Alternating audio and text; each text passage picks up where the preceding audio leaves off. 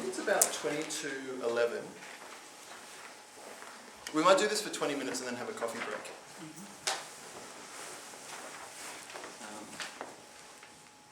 So does anyone have questions or comments about... This feels a bit like being on Oprah. Well, who's Oprah?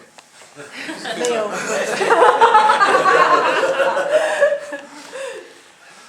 Who's going to volunteer to be Oprah? I'll kick off with a comment.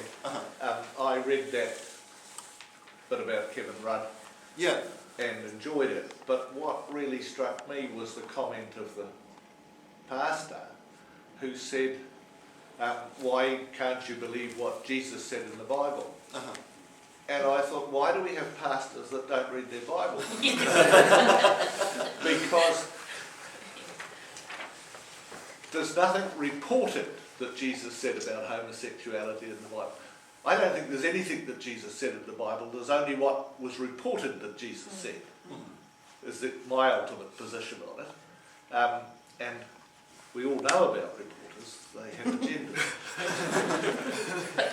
But Jesus said it'll come out and read writing in those Bibles. The words of Jesus. So the fact that he could say that Jesus said this,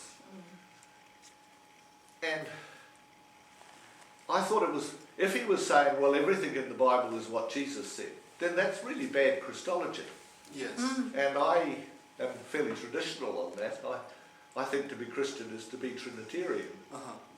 And so I was just amazed that somebody that said they were a pastor would say that. I think for myself that you notice for people who are a bit on the defensive, that they kind of like lift up the Bible and go, this is what Jesus said or this is what God said, without actually thinking, well, what actually is in here? And also people who I think know the Bible really well, but they then interpreted it through their own eyes and through their own thoughts and through their own mindsets, and so they've got their filters in place, and what they've heard is different to what perhaps we hear and what we read. For those of us who have grown up with a vested interest in trying to understand the Bible and to know where our place is within that, we look at it pretty hard to try and find what's there, and does it actually support us as a opening outward gay, lesbian, transgender, bisexual, takatapuri, whawhawhine, to sex and so on person, or does it actually, is it saying something that's not what's the intention there? I think that the majority of people here are fairly confident to say that Jesus didn't say anything that we could identify from the themes through the scriptures that being queer was not compatible with Christianity, unless you're reading it through a lens, someone else's lens. I think one of the other issues too is that when someone can breeze stand up and say, but the Bible says this. And we all know that, like, when you engage with the Bible, there's a whole process of interpretation that goes on. And we all interpret that very much in our own way, and we have that personal relationship with the Word of God that involves asking, searching, seeking, understanding, having revelation, having personal revelation. And it is true that people think that they've got the answer, and they will say, well, no, but it says this, so you must be wrong. I remember a pastor from my old church used to say, well, the Bible is either for you or against you. And I think it's a very interesting kind of summary of a whole kind of school of thought that removes personal interpretation as a possibility. But as we know, there are lots of denominations who already do that. And I blogged on my blog a while back. There's this wonderful cartoon, and it's got the history of the church. It's got 1 AD, and it starts with one line, and then it branches into 2, then many, many, many. And it goes wider and wider and wider and wider until there's about 100 at the end. And then the stick figure points to the board and goes, and there's this tiny little line, and here's where our denomination came along and finally got the Bible right. It's a wonderful comment. And then there's someone in the class saying, isn't Jesus lucky to have us? Jesus is really makes a point in that, you know, God's Word is a living book, and as much as I also read it to come up with my own interpretation, I have to be able to let someone else have their viewpoint. And this is one of the way that He speaks to us as personal revelation. There's just so much fighting going on over this issue. Is it right? Is it wrong? But there's so many grey areas, and once you find like the grey, there's so much grace under the grey that is possible. And it's really interesting when people say that line, but how can you be a Christian? Like what happened to Kevin Rudd, the pastor says, but how can you be a Christian if you support that? And the part of the mindset is that if one tiny little part doesn't support what everyone assumes is right, the whole thing comes crashing down. But that's not allowing any room for personal interpretation whatsoever at any point. You have to subscribe to this whole view, or the whole thing is null and void. And it's a very interesting place where we've got to, because I don't think that's how, I mean, the Jews would have seen the Bible in the original kind of situation, where they would have sat down, they would have discussed it, they would have debated it, they would have allowed people to have viewpoints, they would have, you know, tossed it around, this, who thinks that, what do you think about this, what do you think about that? And I think that's a very kind of healthy way to be engaging with the Word, is, well, someone else has got a different opinion that's different to mine, but that's valid, and I'll let them have that, and I can learn from that. So, yeah, it's an interesting thing that's going on at the moment. But yeah, just that little thing when he said to Kevin Rudd, how can you be a Christian? Because I've had that one. What I think you can tell from the Gospels is that Jesus accepted people who are ostracised by their society. Yes. That's the affirmation, I say. Yes. Very much. I do get concerned when I see people waving a book at me saying, this is what you should believe. Actually, I don't worship a book. I worship God. So it's interesting that people run around just going, the book is the answer, when in fact you can probably find better answer through prayer and meditation and through other ways of worship. Find answers that way. Well, we also know that the Word of God is Jesus. Not necessarily the book. So, you know, when we talk about the Word, we're actually referring to Christ. I think that's a really important thing to note.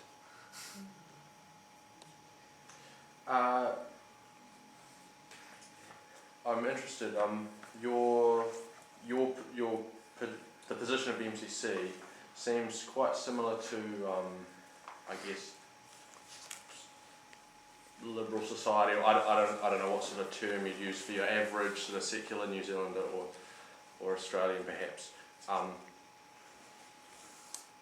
And I'm just wondering, how do you as a church stay faithful to the call of the gospel that is to be an alternative community that's called out of society, even if on this one issue the church and society perhaps should agree?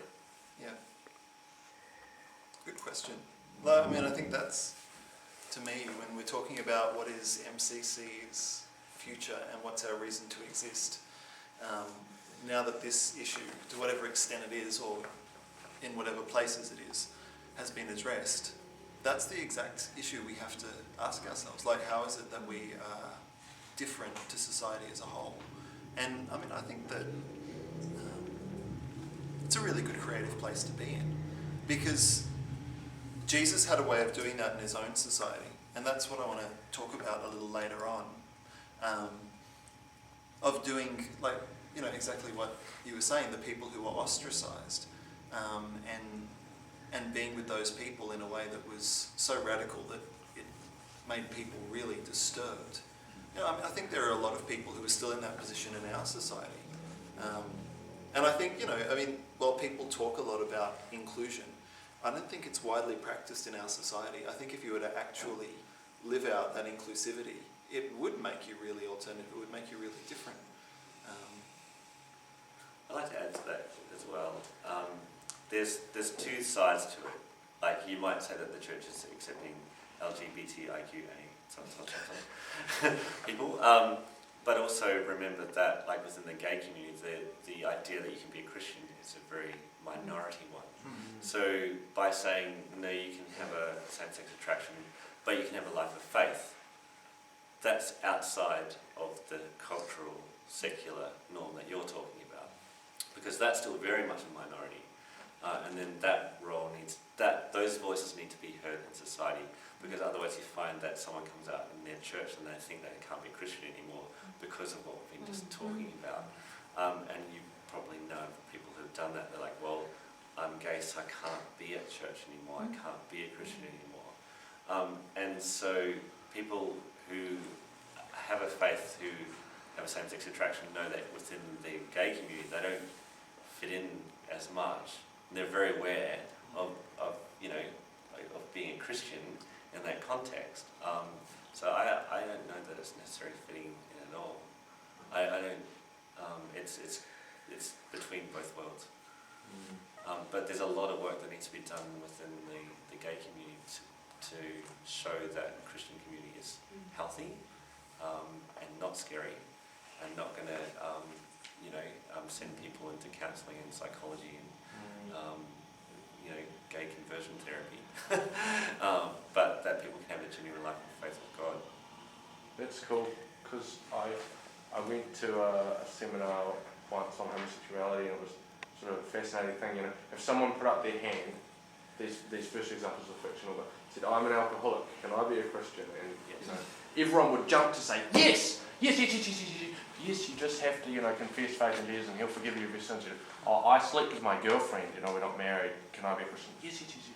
Someone put up their hand and said, hey, I'm gay, can I be a Christian? And the response was, well, you can, but... And there's not, there has to be some kind of I think there has to be enthusiasm for the fact that the gospel is redemptive for everybody. Even if you hold one of these sort of more conservative views where homosexuality is wrong, I feel so much pain for the fact that we don't jump at them and say, yes, Jesus is for you. That's right. Absolutely. Yeah, their own theology falls down at that point, doesn't it? Your comment about gay people who feel they can't come into church, that was one of my big disappointments with a parishioner in Hamilton who came to the church because I was the minister, but when the Presbyterian Church banned gay people from leadership, she left with the comment that it was one thing to be outed as a lesbian on the front of the Waikato Times, but she's buggered if she's coming out as a Presbyterian.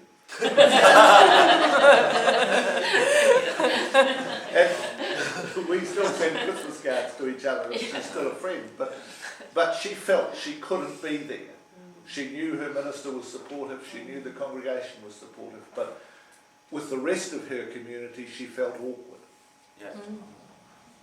It's interesting because I might have a conversation with just general people in day-to-day life, and out of the two that's going to be a conversation killer, you bring up that you've got same-sex attraction or that you're a Christian. The conversation killer is that you're a Christian. It's an interesting one. But then from our perspective, I find it easy to talk about God because people feel like they don't have a gender anymore. So there's all these possibilities that do open up if people know both. People have the question of how can you do that? How's that even possible? Why? Why would you do that to yourself? I've had all kinds of responses like that, and that's kind of fun. So evangelism actually got a lot easier after being actually open. But I like your comment about why would you do that to yourself. It's very much that as a gay Christian, it is a battle. And yes, we have MCC churches, and yes, there are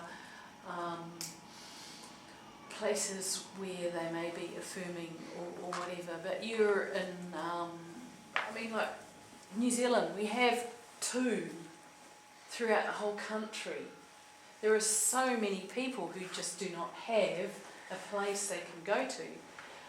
So yes, you can be gay and you can be Christian, but the reality is, for a lot of them, there's nowhere to go. Maybe in the big towns like Christchurch, Auckland, Wellington, and I'm now just focusing on New Zealand.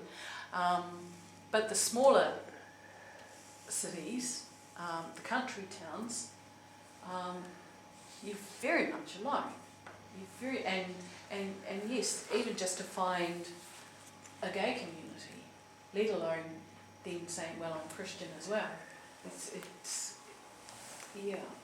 That message, I think, is not coming out very strong about within the gay community that you can be Christian, because the experiences that you're ostracised, the experiences that you may come to a church where they'll say, yes, you're welcome, but you can't be involved. I really, that question, why would you do that to yourself? The face of the church in the media, unfortunately, is there's the mainstream leaders of the mainstream churches. Yes. So what people take as being the view of the church Yes. globally is what they say. Yes. And so, like, we see this on Q&A all the time now, on that show that Kevin Rudd was on. They'll pick out someone who's going to say something, you know, or even that pastor just saying, clearly the message that's getting through as the main message is that the church is anti-gay. Yeah. Well, they'll also go for the big evangelical conservative churches and say that's the church's view. Yes. But I think that's always been the case for almost any organisation, and you could apply it to any organisation when I say this, in that there's the hierarchy and the head office view of what goes on, and then you have the grassroots. Yes. Yeah. You know, my journey when I was attending Catholic churches, fully welcomed, I didn't come out because for me, I resolved my sexuality issue a long time ago. And I don't need to walk into a room and say, look at me, kind of thing, because I know in myself that I have this relationship with God that is solid between the two of us. And so I don't have to, you know, brand myself. And it's the same for, you know, walking into work situations and stuff. I don't brand myself that way. I'm me. Mm. And you'll either like me or you won't. And if you don't like me, that's okay. You know, but we'll over time get to know each other and break those barriers down. And then as I reveal more of myself, then I found that actually helps shift other people's views. Mm. So if there's lots of people like me in grassroots levels, then they are actually doing these little things that are just chipping away. They're not going to do the massive crack open and change views and, you know, or carry the flags sort of thing, or put up boundaries or barriers. They're just quietly chipping away and making something else. Mm. And part of this, I think, comes through with the wider issue around relevancy of faith in today's society. You look at those people who tend to attend the more traditional type worship services, worship events and things like that. And a lot of communities are finding it quite hard to be relevant. You have groups that turn up, that do their thing on Sunday, and then head away for the rest of the week. Turn up, do their thing on Sunday, and then head away for the week. But how do we actually make the faith experience relevant to more people? And in particular, I think, a core group of younger people that seem to be a little bit lost, lacking a bit of direction and lacking support.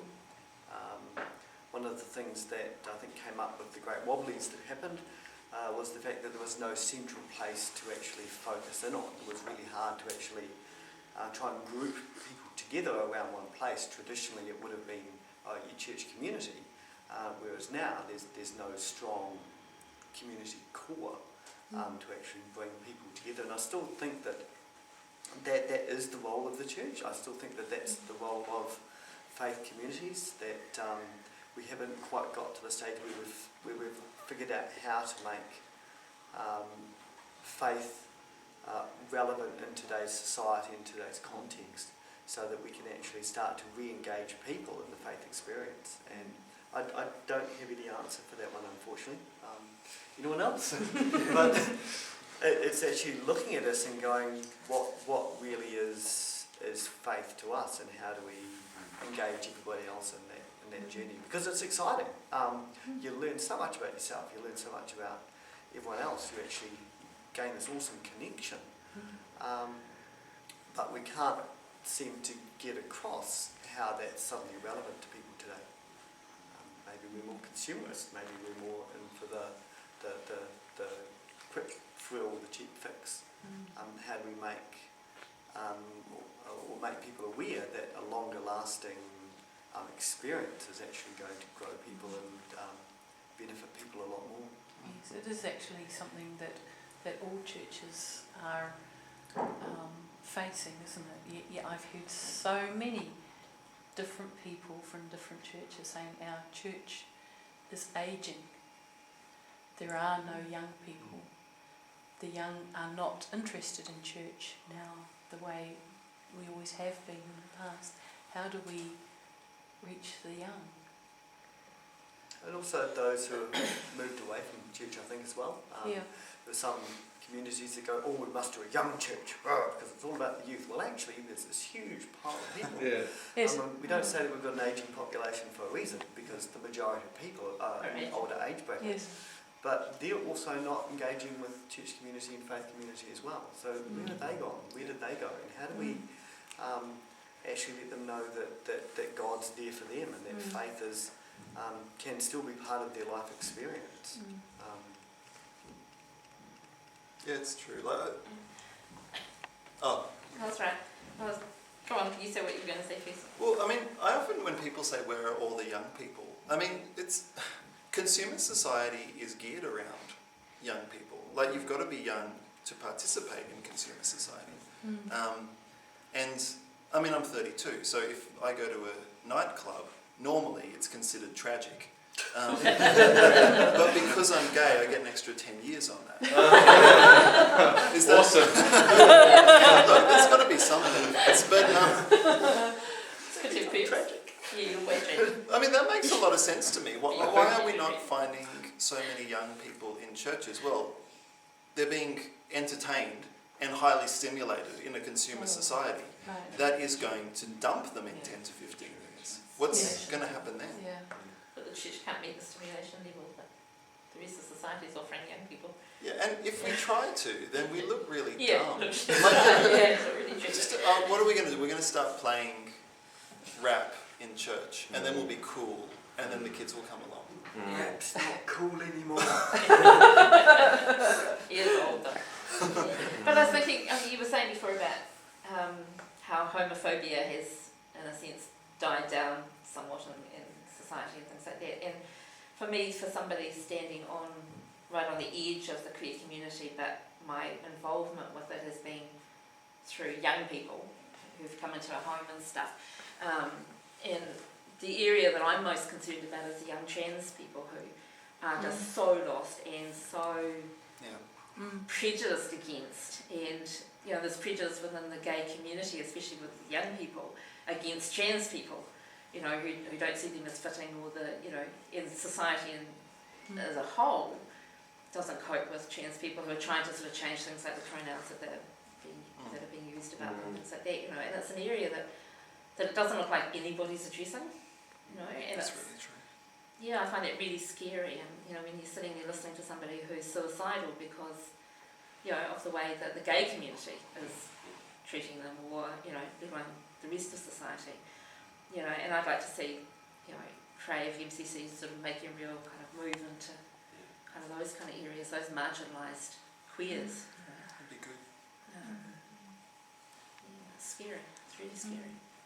I often think if we pick the most, don't want to use the word pick, but if we look at the person who's the most marginalised, and that is probably going to be the least accepted by the majority of people, and if we can reach out to them and make them feel welcome and included, then surely everyone else at the same time will see that and know that they can be welcome in that place and be included in that place as well.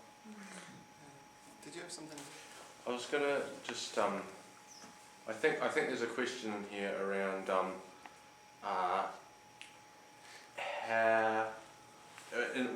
in such an issue as like trans people, there's a lot of dysfunction and pain in a lot of those people because of what goes on with the way they're treated, or probably the lifestyle that they're encouraged to lead, stuff like that. and I just wonder how it's got to be really hard, because for conservative Christians, a big part of the issue is still definitions around what's a sin and what's not. And so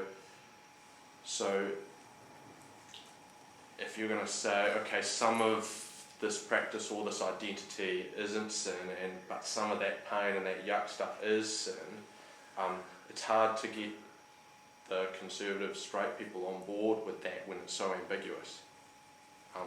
And it's probably hard for the church, who is here to be an agent of healing in that person's life, to weed through and work out what we've got to provide therapy for, and what, in actual fact, if we try and provide therapy for, is going to become create an even more dysfunctional Well, person. it's part of the education process, and I think actually science helps in this one too, because there's some really good science out there on what causes people to not associate with the gender of the body that they're and there's actually some really good YouTube clips on this, and if things like that would get out, because they know for sure now that there's parts of the brain that are just telling someone that they are not in the right body, and they're actually different sizes, and they actually function differently, and there's plenty of good studies on that.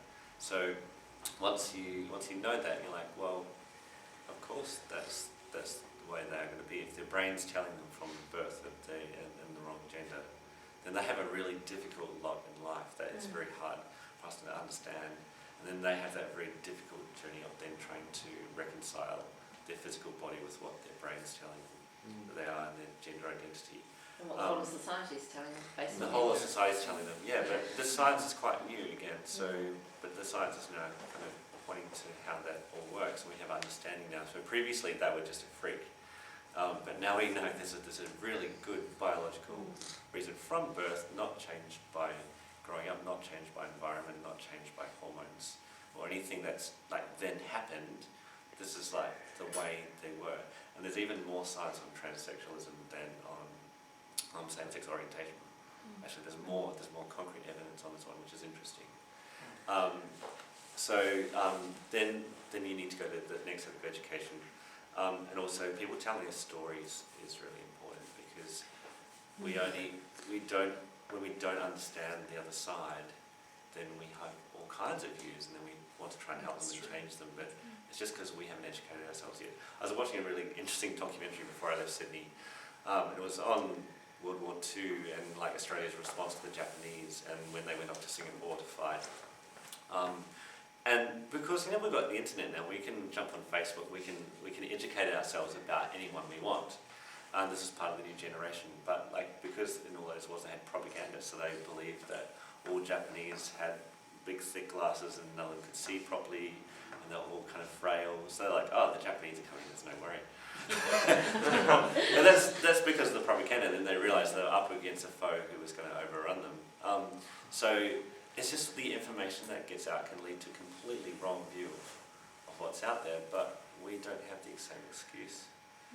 I think your comment about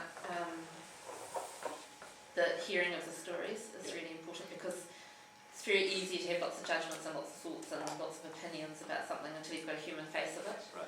And I can remember I was talking to somebody one day who came out as gay, and from then on, in a sense, it was always in terms of thinking about homosexuality, it was, what right do I have to deny Troy, who I adore, the love and the support that he can have in a relationship, and suddenly it was, all was in a sense all about Troy, 40 years ago or whatever, and it was just so different because it had a face. And when you've heard, my granddaughter's got a lot of friends who are trans, and my daughter, her mother, was always kind of like, ooh, yuck, that's really revolting, ooh, that's horrible. Until she sat down one day and talked to somebody who talked about her journey and talked about growing up in the wrong body and being treated as a boy and knowing she was a girl, and suddenly it was like, oh wow, it all makes sense. Yeah, I think these things You together, hear the pain. Yeah, once you see that there's a reason why they're like that, Yeah. I understand the science, they're not just being freaky, they're not just going off and doing what they want. Their brain is really telling them that, and they have this difficult journey. But then to hear the story is really important. But to tell the story from the person who's in that situation is very painful and personal and difficult, because they're very personal issues, and with that particularly, that's a But I really hard think, your comment about sort of the church weighing up whether it's sin or not, or whether they need therapy or whether they just need, I think the church's role is just to love them. Yes. So you just invite them in, love them, and let the therapy and all of that other stuff happen somewhere else. It's about nurturing who they are as a people. No judgment. Just wrap your arms around them and hold them in their hurt, not worry about whether they should have therapy or repent. Just love them, God will do that part. It must be really frustrating for trans people that so much of the conversation about how do we deal with this issue of trans people is being had by people who are not actually trans. Like, what do we think would be the best solution for them? And probably their psychiatrists and counsellors are not trans either. And the people who put together the Diagnostic and Statistics Manual, in which transgender is called a mental illness, were not trans people. I think it would be really good if trans people were actually empowered. And I know some really great trans psychologists.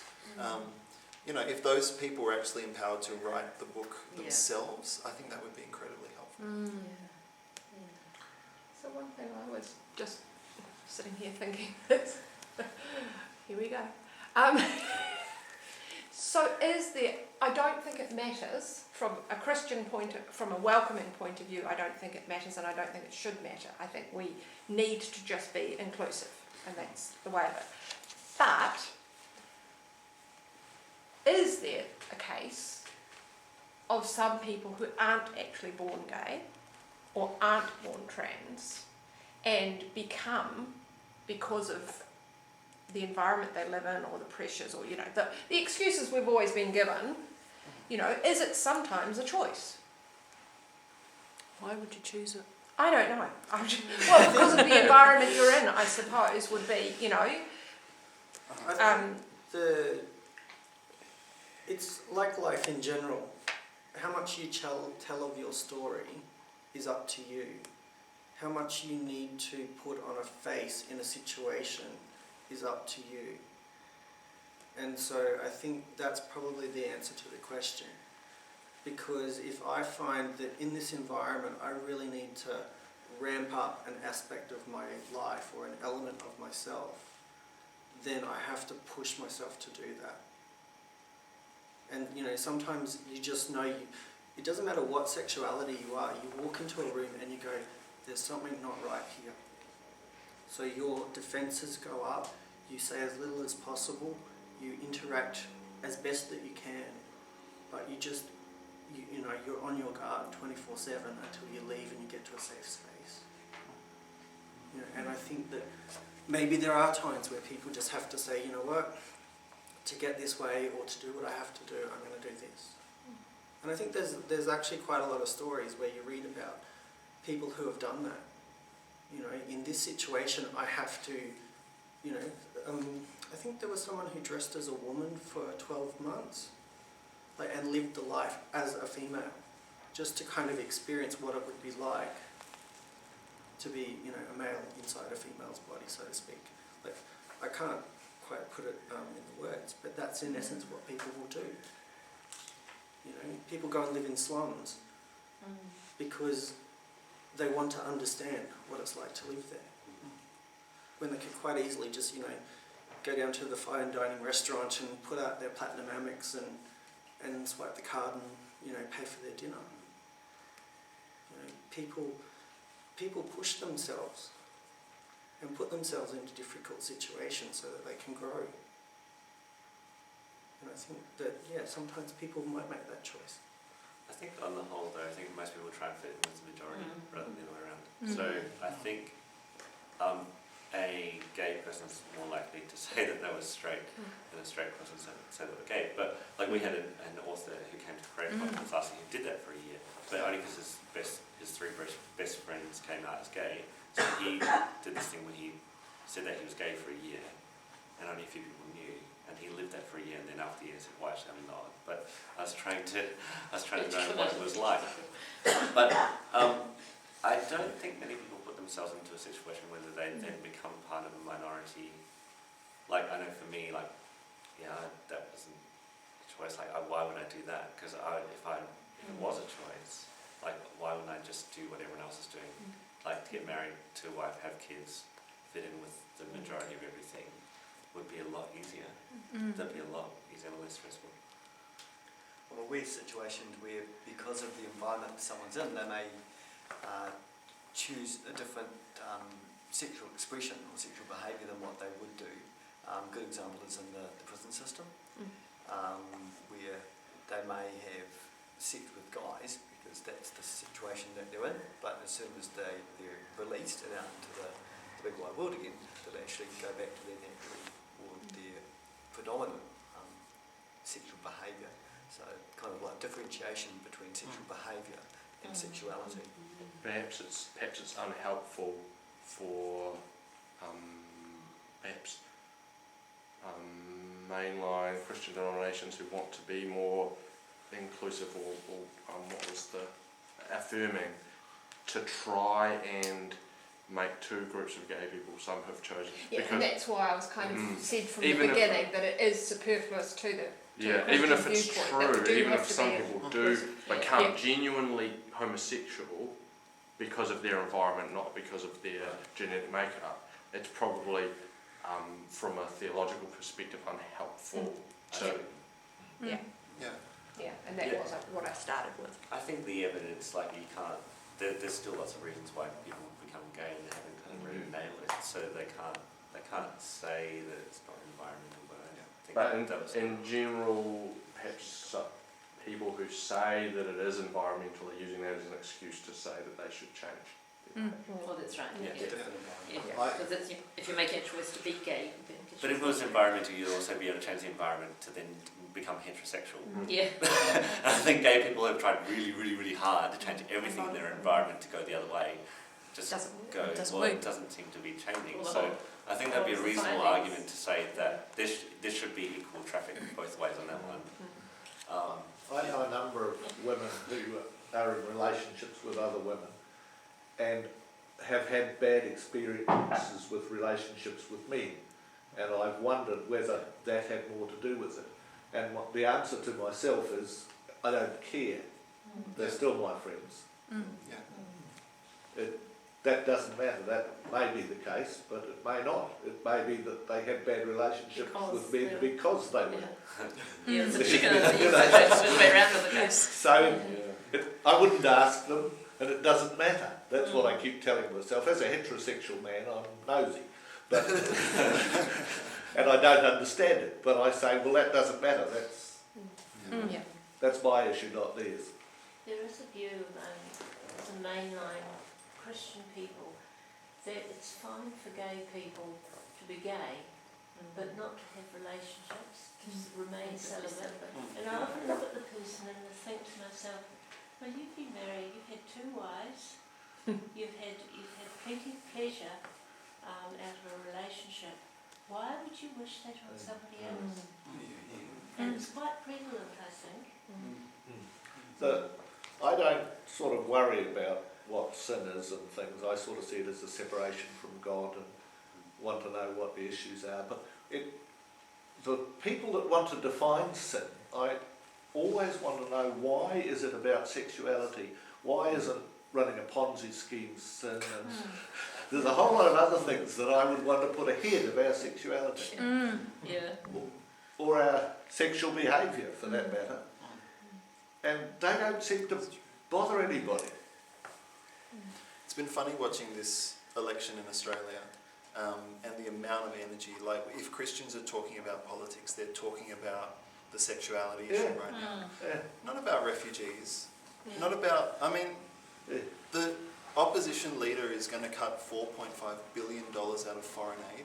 Christians are not talking about that. People are going to die. That's right. Because that aid is denied to them. But to me, They've said nothing. It's like there's a disproportionate, and that makes you think, this is where I go because I try and psychoanalyze people. If you're that disproportionately worried about this issue, then you're not thinking straight. And if you're not thinking straight, then how can you interpret people's experiences, and how can you actually interpret the Bible with that level of, you know? And what psychosis are you? So the church has been worried about sexuality from, you know, the get-go, really, isn't it? Yes. Like, Well, that's because before there was any kind of homophobic kind of issues, it was just, you know, sexuality within marriage was a problem. But that's because everybody has sexuality, and it's an easy way to make them feel guilty, and therefore they have to pay to be forgiven. Yeah, Yes. fair enough. Yeah. It's about power and control. I also think people think the church will crumble when this one, when marriage equality comes in, or Yeah. because it goes to this mindset that everything's got to be in place or it all falls apart. And it's an interesting mindset, like exactly like someone say to me, well, how can you be a Christian? It's the same thing. It's the same topic. Well, one thing falls apart, therefore the church is in chaos. The whole thing's going to fall apart. But the church isn't founded on that. It's founded on love of God and love of people. And it's had chaos and unanswered questions from the beginning. Yeah. How do I? And it's kind of a wonderful freedom, like if you start to actually let it crumble a little bit and break it down, then the possibility for the church is actually so much more once you allow people discovery into God and personal discovery. The other thing that's happening too is with social media, people have their, they have freedom of information all the time, and young people decide what they think based on everything that they're reading. They research, and they can research anything. And they don't have to just do what they're told. Like in church, to be part of a denomination, you know, previous generations, you believed what your pastor taught you in the sermon, and that was the way it was. But young people don't do that. They listen to this pastor in that country, in that online sermon, and they read that article and read that article, and then they form their own opinion. We can't brainwash people anymore. There's no brainwashing. There's also freedom of thought, which is wonderful. But then the church has to go, well, people are allowed. It's scary, but we've got to let people form their own opinions on things, and that's really hard for the church to let go of what has happened before. It's a cultural change. But the number of churches that are popping up online as online communities, like the Christian Left on Facebook, is massive. It's huge. There's all these huge online pages where people don't even go to church, but they are on Facebook every day, and they're reading every day, and they're in relationship with God, and they're talking to each other, and they're throwing ideas around. You know, it's happening. These are growing quickly. I might make this the last one, and then we're going to break for some coffee. But your comments just then made me think of the question I asked before about how do we be an alternative community. If the position of the church becomes, or in your church's case is, that homosexuality is okay and we need to liberate them from oppression, how does that not become, you're evangelising young people or anybody who holds the views of postmodern society, and they say, well, I can do whatever I want. Not only can he be homosexual, or I can be homosexual, but I can do anything I want. And the church, where does sort of the strong tradition of church discipline and unity that's both in scripture and in church history, how do you do that well? I think that's actually one of the biggest challenges for people who walk in MCC's door. Yeah. Right? Because the vast majority, if I can say it this way, come from other churches where when you attend on Sunday, it's black and white. Here's your list of rules, here's how you have to live your life, and if you don't meet any of those, then you're not meeting what it means to be a Christian. Then they walk into MCC's door and it's like, God loves you, full stop. But I just swore at my mother. Well, how do you sit with that? Well, I shouldn't have done that. But that's how I feel. But my mum swears at me, so we have this exchange. It's just words. So I'm okay with that. And people go on this real struggle for a while to understand, using the word sin, if you want to use that word. Did I sin? How does this sit? And that's a really big struggle for people, because there is no black and white. I have to resolve myself with God. Is this all right for me? is what I'm doing consenting with the other person or other people? Yeah. And if there is mutual consent, and it is a respectful environment, it's not harming anyone, then am I okay with that? So are you basically suggesting that church discipline isn't important? Are you talking about disciplining From an the person? authoritarian perspective coming down In to... terms of, Yeah. I think, I think the question becomes then whether is this behaviour driving a wedge between me and God in the community that I'm choosing to be a part of, or is it actually strengthening my relationship with God and the community that I've chosen to be a part of? And if it's driving a wedge between either you and God or you and the people that you're surrounding yourself with deliberately, then I'd question whether that's an okay behaviour. And I don't think that's necessarily something that somebody sitting at the top of a church can tell you. Because it's your developing relationship with God, and it might be okay for you now, but it might not be okay for you a year down the track as you've grown spiritually and your relationships are strengthened. And at that point you go, no, it's not okay anymore. You know, I was doing that and I was okay about it. Yeah. You know, Based on the knowledge I had at the time. I think there's so many people wanted to say I know for me, the argument about you can do whatever you like, I think there is an element, I've become a very big believer, and I've done a lot of reading and a lot of research on grace. And the people here at Crave have certainly heard a lot of messages and stuff coming from that. And as a Christian, we believe that Jesus died on the cross to take away our sin. He did that once and for all, so it never had to be done again. The law was now obsolete and we live under grace. That is what we teach. And the thing is that if you're in a relationship with God, with Jesus, you want to do the right thing. You know what's right or wrong, but you are not going to be condemned for your behaviour, because you're not going to, you're talking about various sins and will you still be loved and accepted? You will, yes. With all of those behaviours, whatever, if you want to, the sin or whatever, it comes under grace. We are forgiven. We have been forgiven for whatever we do. And yes, we could go off and, as Catherine asked the other night, about and commit a murder. It's wrong. We have to live the consequences. You have to be aware that whatever you do, there are consequences. You reap what you sow.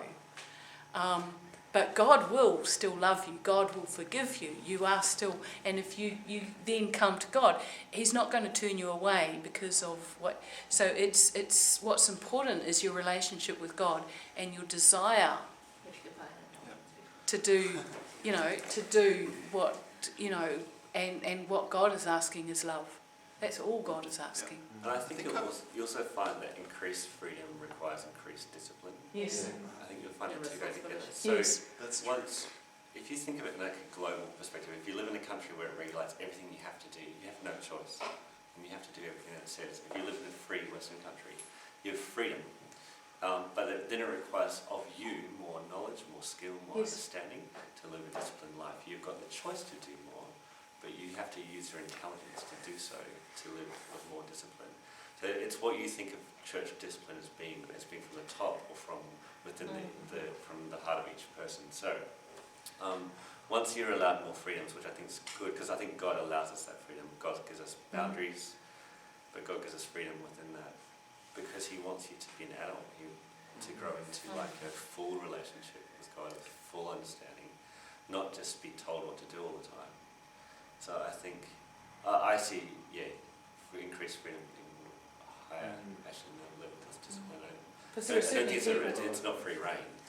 Because people like the laws because then they don't have to think about it. That's right. Yeah. I don't see it as my job as the minister of this parish to sit up there and tell people what to do.